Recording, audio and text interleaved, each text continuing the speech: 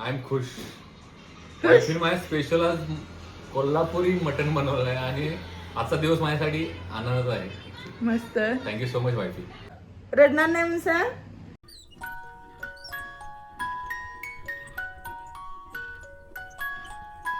Hello नमस्कार मंडळी, तुम्ही सगळे मजेत आहात ना? नवीन दिवसाची नवीन सुरुवात. मी नमिता तुमचं एका नवीन व्हिडिओमध्ये अगदी मनापासून स्वागत करत आहे.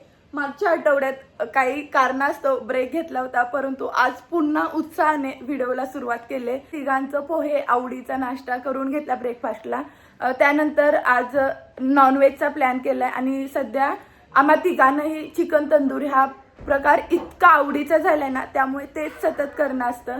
तर आज मटण करण्याचा प्लॅन केलाय आणि अलीकडे म्हणजे लास्ट टाइम आम्ही रोहितच्या लग्नाला गावी असताना मटण खाल्लं होतं. त्यानंतर मटण खाणंच झालं नाही आणि मुंबईमध्ये सुद्धा इतकं बेस्ट क्वालिटीचं मटण भेटतं.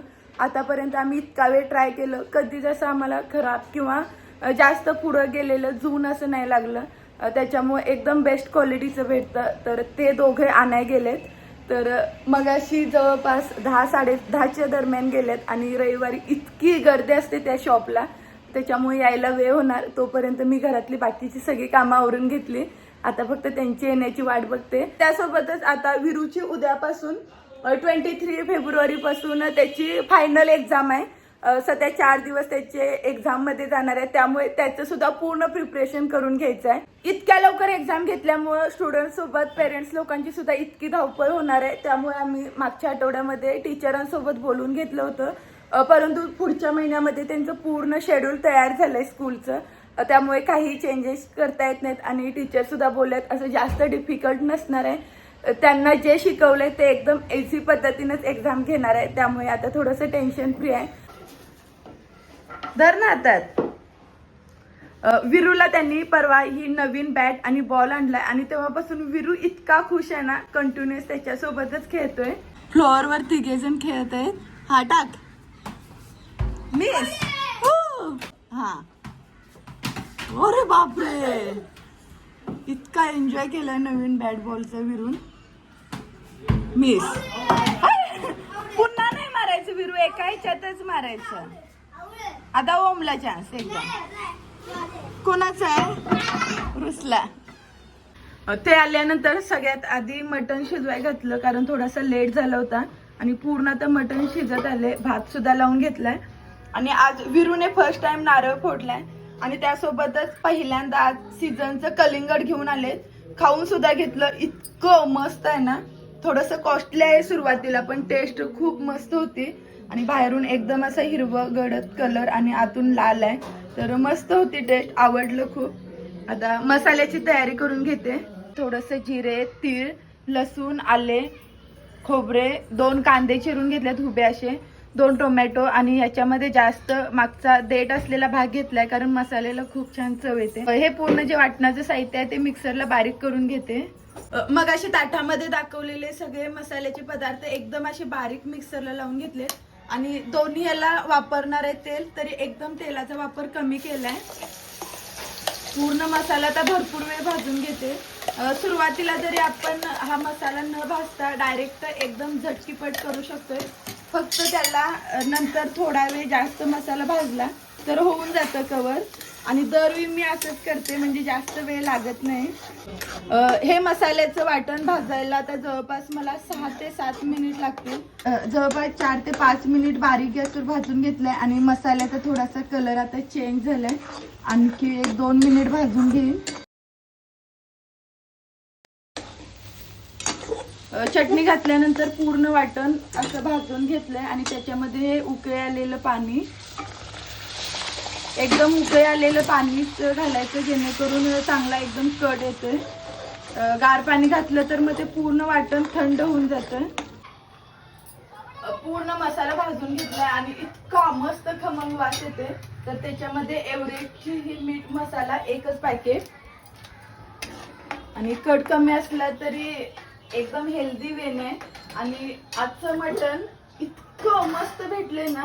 दरवेळी कसं मी कुकरमध्ये शिजवते, त्यामुळे ते एकदम गिर होऊन जाते असं, परंतु आजचं मटण पातेल्यामध्ये शिजवले, थोडा वेळ लागला, परंतु असं पिंक इतकं आहे ना, जर म्हणजे असं गुलाबी कलरचं असेल तर ते मटण कोवळे असे समजतात आणि एकदम पटकन पण शिजलं, असं जास्त वेळ नाही लागलं.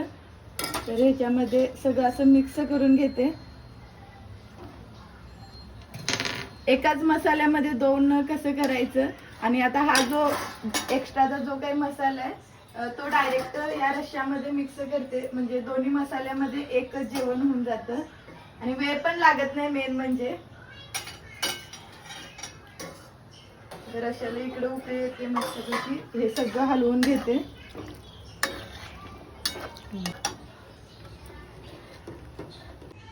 पूर्ण जेवण बनवून झाले आणि अचानक प्लॅन थोडा चेंज झाल्यामुळं बिना तेलाच्या गरम गरम चपात्या बनवलेत आणि त्यासोबतच हे फ्राय केलेले मगाशी मटण. यामध्ये पांढरा भात आहे आणि एकदम कमी तेलाचा वापर केलाय, तरी सुद्धा एकदम झणझणीत कट आलाय. आणि त्यांना एक वाटी प्यायला दिला होता तर त्यांची पहिली रिॲक्शन इतकी जबर होती ना, एकदम असं टेस्टी झालाय. संडे स्पेशल नवरोबाच्या आवडीचे मटण ताट बनवून घेतले आणि आता त्यांना सरप्राईज देते. डोळे बंद. घ्या. Oh my god, my favorite. हा My favorite taste dish. Thank you so much. Thanks a lot. Taste already झालेले आहे. टेस्ट करत आहे संपले. रसा आय एम खुश. ऍक्च्युली माझ्या स्पेशल आज कोल्हापुरी मटन बनवलं आहे आणि आजचा दिवस माझ्यासाठी आनंदाचा आहे. मस्त. Thank you so much wifey. रश्याची टेस्ट एक मिनिट.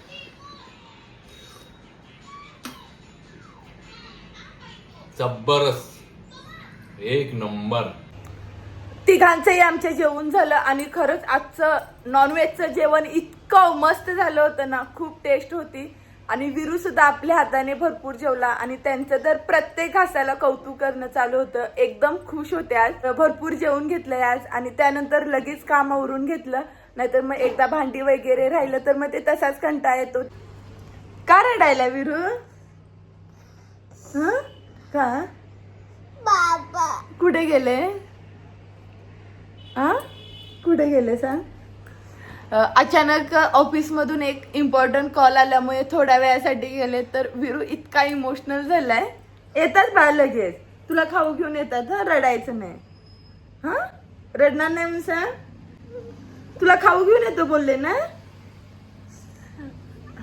म्हणजे असं सॅटर्डे संडेला चुकून जरी ते ऑफिसला किंवा काही कामानिमित्त बाहेर गेले ना, विरू इतका इमोशनल होतं ना, त्याचं मग रडणं चालूच असतं. असं लागला. विरूची बॅटिंग चालू आहे आणि त्यासोबत समोर क्रिकेट मॅच सुद्धा चालू आहे आणि मॅच बघत आमचा एन्जॉय चालू आहे तिघांचा. India versus south Africa match संडेला असल्यामुळे निवांत बघणं चालू आहे आणि सुरुवातीला थोडंसं बॉलिंग भेटल्यामुळे थोडंसं नाराज वाटत होतं, परंतु पॉवर प्लेमध्ये बुमराह आणि अर्शदीप सिंगने काय ओव्हर टाकलेत आणि विकेट सुद्धा घेतल्या, तर इतका एन्जॉय चालू आहे आमचा. सकाळचं सगळं जेवण शिल्लक आहे आणि मी इतकी खुश आहे ना, त्यामुळे आता फक्त गरम गरम भाकरी बनवून घेतलेत आणि रश्याला सुद्धा एकदम झणझणीत उकळे आणले. लास्ट भाकरी. नॉनव्हेजचं जेवण असेल तर सकाळी त्रास होतो थोडा किंवा वेळ लागतो, परंतु संध्याकाळी निवांत होऊन जातं. ज्वारी, नाचणी आणि तांदूळ मिक्स असल्यामुळे थोडीशी काळपट वाटते, परंतु एकदम हेल्दी अशी.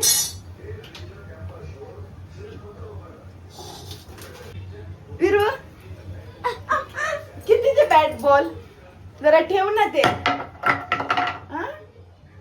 आता जेवायचं. हा नाही मग काय करणार? बॅट पाहिजे, घे मग.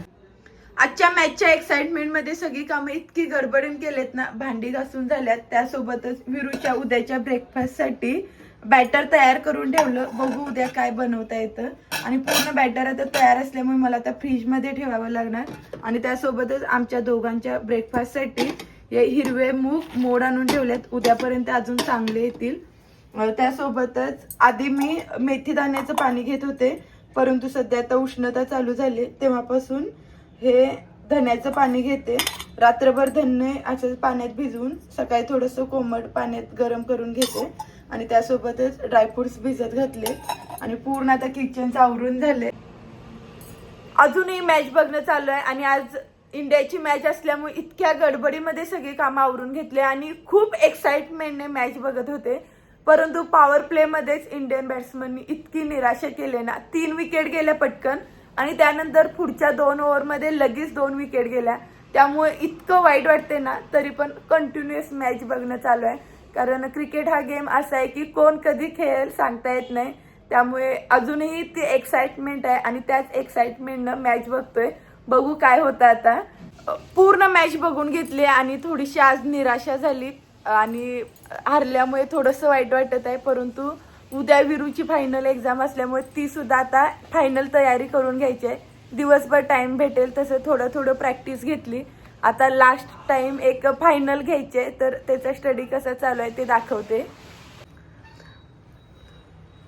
ABCD रायटिंगची प्रॅक्टिस चालू आहे आणि दिवाळीच्या आधी जी एक्झाम घेतली होती 70% तोच सिलेबस आहे. थोडेसे चेंजेस केलेत आणि आता A to Z पूर्ण असल्यामुळे थोडंसं जास्त आहे स्टडी. आणि मेन म्हणजे हे पॅटर्न तर त्याला येऊन जातात इझिली, फक्त थोडीशी इथंच गडबड वाटते मला. तर बघू कसं ॲडजस्ट करतो उद्या. आणि इथे आधी 2 पोएम होत्या, परंतु आता फायनलसाठी 4 पोएम्स आहेत आणि A to Z अल्फाबेट. त्याच्यासोबतच थोडंसं एक्स्ट्रा पोर्शन त्याने ॲड केला आहे. तर आता विरू उद्या कसं कव्हर करतो बघू. विरू उद्या जी करेक्ट, जमलं.